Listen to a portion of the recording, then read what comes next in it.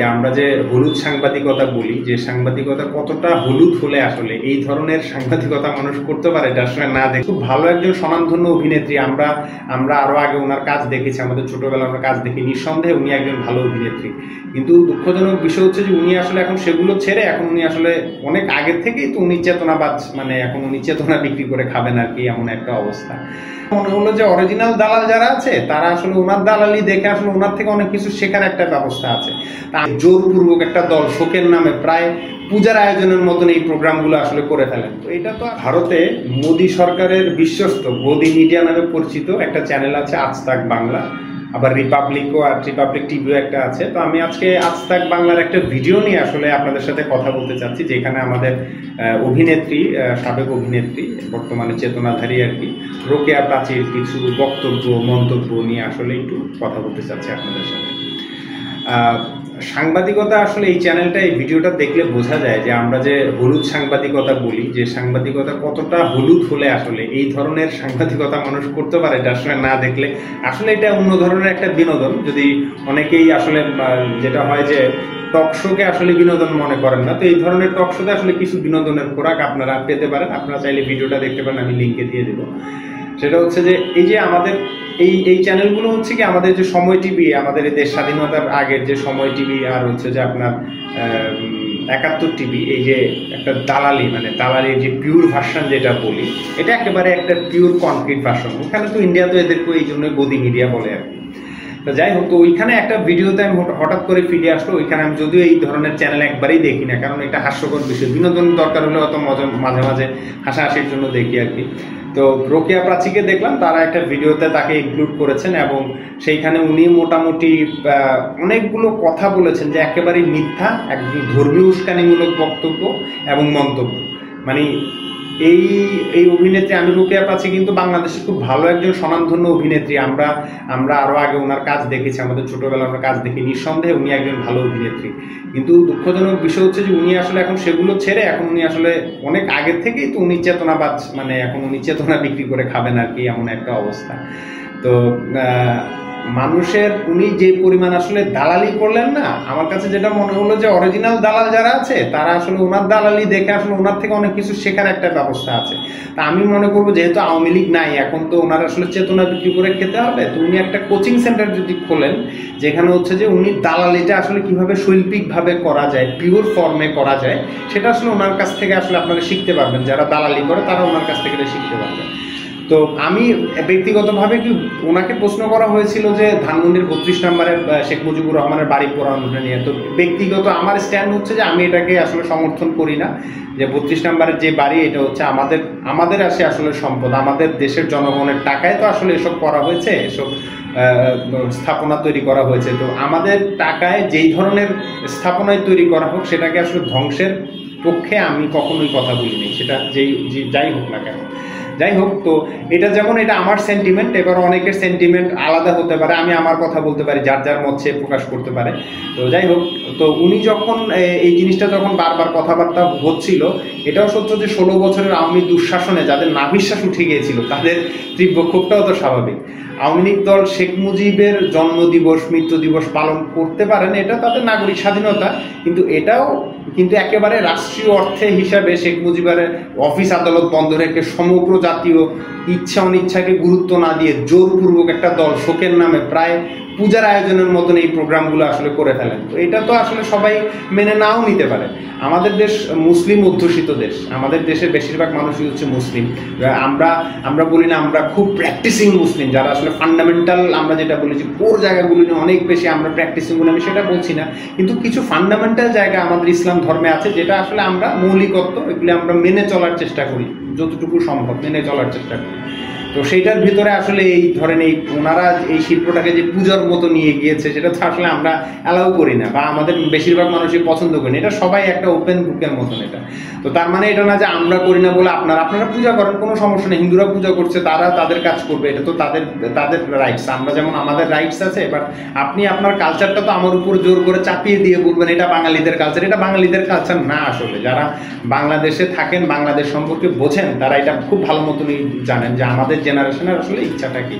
যাই হোক, উপস্থাপক কিছু প্রশ্ন করলেন, একটা প্রশ্নের আমার একটা জবাবে রোকেয়া প্রাচী একটা কথা বললেন যে রাজনৈতিক আদর্শের ঊর্ধ্ব থেকে শেখ মুজিবকে নিয়ে কি মানে উনি যেটা বুঝাতে চেয়েছেন যে রাজনৈতিক আদর্শের ঊর্ধ্ব থেকে আমাদের শেখ মুজিবকে রাখা উচিত। তো এই প্রশ্নটা তো এত বছর আওয়ামী লীগকে আপনার করা উচিত ছিল। আওয়ামী লীগ তো শেখ মুজিবকে তাদের রাজনৈতিক প্রোডাক্ট হিসেবে দেশের জনগণের কাছে বিক্রি করেছেন, তখন এই কথা আপনার কোথায় ছিল?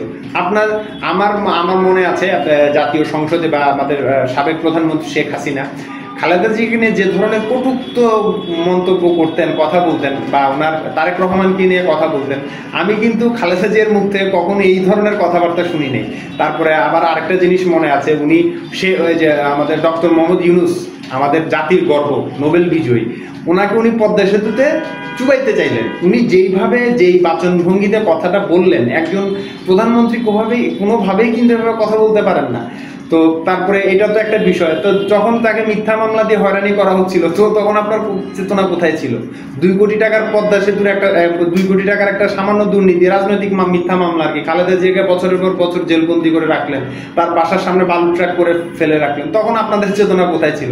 পরপর 3টা ভোটারবিহীন জাল জালিয়াতি নির্বাচন করে আওয়ামী লীগ ম্যান্ডেট ছাড়া উন্নয়নের নামে যে লক্ষ লক্ষ কোটি টাকা লোপাট করেছে, কোথায় ছিল তখন আপনাদের চেতনা? এই সাংবাদিক সাগর রুনি হত্যার বিচার, হেফাজতে ইসলামের শাপলা চত্বর আন্দোলন দমানোর নামে এই যে আপনারা মাদ্রাসা শিক্ষার্থীদের যে হত্যা করলেন, সেটার তো কোনো বিচার হলো না। তারপরে বিডিআর বিদ্রোহে সেনা অফিসারদের হত্যার বিচার, নিরাপদ সড়ক চাই আন্দোলনে ছাত্রদের উপর পুলিশ আর ছাত্রলীগ যেরকম বর্বরচিত হামলা করেছে, এসব তো কোনো বিচার হয় না। মানে যেটা বিচার, মানে ওখানে যে ইয়াটা করা তদন্ত করা হয়েছিল, এটা একটা প্রহসন ছাড়া কিছু না। তো তখন যখন এটা হয়েছিল, তখনই আপনাদের এই চেতনাবাজদের কুমিরের কান্নাগুলি আসলে কোথায় ছিল? তো এখন এসব মায়া কান্না কেঁদে তো লাভ নেই আসলে, কারণ প্রতিটা গুম, খুন, অর্থলুট, অর্থ পাচার, এই বিচার এই দেশের ছাত্র নাগরিক সমাজ করবে। আপনাদের কৃতকর্মের প্রাপ্য শাস্তি আপনাদের পেতেই হবে। এই যে এত হাজার হাজার মানুষের মায়ের বুক খালি হয়েছে, কত ভাই তার অপর ভাইকে হারিয়েছে। একটা জিনিস আপনারা চিন্তা করেন, আমরা জেনারেল কথা যদি বলি, 20-22 বছরে একটা সন্তানকে পড়াশোনা করে বড় করতে একজন মা বাবার যে কি পরিমাণ কষ্ট, এটা তো আসলে মানে এটা বলার তো কিছু নেই, প্রত্যেকেরই সন্তান আছে, তারা আসলে জানেন। হ্যাঁ, তো এই যে 16 বছরের এই জাতির উপর অত্যাচার জুলুমের ঋণের দেনা পরিশোধের সময় আসছে, এখন এই থেকে তো আসলে আপনারা নিস্তার পাবেন না। তাই এসব কুমিরের কান্না বাদ দিয়ে ফ্যাসিস্ট সরকারের যারা ডিজিটাল চেতনাবাজ ছিলেন, তাদের পরিণতির জন্য আপনারা আসলে প্রস্তুত থাকুন। সরকারের প্রতি আমাদের একটা দাবি থাকবে, আমরা বলবো এই ধরনের চেতনাবাজ যারাই আছেন, এটা তো একটা আমি যেটা বললাম রোকেয়া প্রাচীর কথা, একজনের তো আরো অনেক চেতনাবাজ, ডিজিটাল চেতনাবাজ আছেন, যারা আসলে তাদের চেতনা বিক্রি করে সরকার থেকে অনেক সুযোগ সুবিধা নিয়েছেন। তারা মানে সরকার যে চেতনাটা মানুষের কাছে সেল করতো, সেলসম্যান ছিলেন তারা। হ্যাঁ, তারা বিক্রি করতো, বঙ্গবন্ধুকে প্রোডাক্ট বানিয়েছেন, মুক্তিযুদ্ধকে প্রোডাক্ট বানিয়েছেন। এটা তারা হচ্ছে তাদের এই যে রোকেয়া প্রাচীর মতন যারা সেলসম্যান ছিলেন, তাদেরকে ধরিয়ে দিয়েছেন, তারা আসলে সেল করেছেন। এখন তাদের কুমিরের কান্না আসছে। যখন ছাত্ররা গুলি খেয়ে রাস্তায় পড়লো, শত সহস্র মানুষ কান্না করলো, আপনাদের এই কুমিরের কান্নাটা কোথায় ছিল? হ্যাঁ, তো যাই হোক, এই ধরনের ধূর্ত চালাকি করে বাইরের চ্যানেলে কথা বলে কোনো লাভ নেই আসলে। বাংলাদেশের মানুষ বোকা না, আগেও ছিল না। অত্যাচারের কারণে অনেকে কথা বলতে পারে নাই, সামনে আসতে পারেনি, কিন্তু আমাদের ছাত্র ভাইরা যা করেছেন সেটার জন্য আসলে তাদেরকে ধন্যবাদ দিলে অনেক ছোট করা হয়। মানে ওনারা আসলে অনেক, আমি মনে করি একজন মুক্তিযোদ্ধার যে ধরনের সম্মান প্রাপ্য, তাদের সবাইকে সেই সম্মান দেওয়া উচিত। আমি এই তত্ত্বাবধায়ক সরকারের যারা আছেন, এই স্বরাষ্ট্র মন্ত্রণালয় তো নতুন সমন্বয়ক, নতুন উপদেষ্টা আসলেন, লেফটেন্যান্ট জেনারেল, আমার নামটা ঠিক মনে নেই। আমার অনুরোধ থাকবে এই ধরনের চেতনাবাজকে চিরুনি অভিযানের মাধ্যমে, এই ধরনের যত চেতনাবাজরা যেই চিপাতেই বাংলাদেশের একটা ঘাসের মাঝখানে লুকিয়ে থাকলেও চিরুনি দিয়ে যেভাবে উকুন বের করা হয় মাথা থেকে, এইভাবে এদেরকে বের করতে হবে। এটা বের করতে হলে আমাদের নাগরিকদেরও কিছু কাজ আছে, যারা ছাত্র আছে, বিভিন্ন রাজনৈতিক দলের নেতাকর্মী আছে, তাদের একটা সোশ্যাল ফর্মে এনে একটা থানা, উপজেলা, ওয়ার্ড, মানে ছোট ছোট ছোট ছোট ক্লাস্টারে কমিটি করে পুরা বাংলাদেশে একটা চিরুনি তল্লাশি চালানো হোক। প্রতিটা ঘরে ঘরে, প্রতিটা হোটেলে, প্রতিটা দপ্তরে এদেরকে খুঁজে বের করে এনে এদেরকে আইনের আওতায় আনা হোক। আমি আইন বহির্ভূত শাস্তিতে বিশ্বাসী নই, এদেরকে আইনের আওতায় আনা হোক। যত রকম কুকর্ম, কুকীর্তি তারা করেছেন, তাদের প্রত্যেকটা শাস্তির বিচার এনশিওর করা এই সরকারের প্রধান লক্ষ্য হওয়া উচিত নির্বাচন প্রিপারেশনের সাথে সাথে।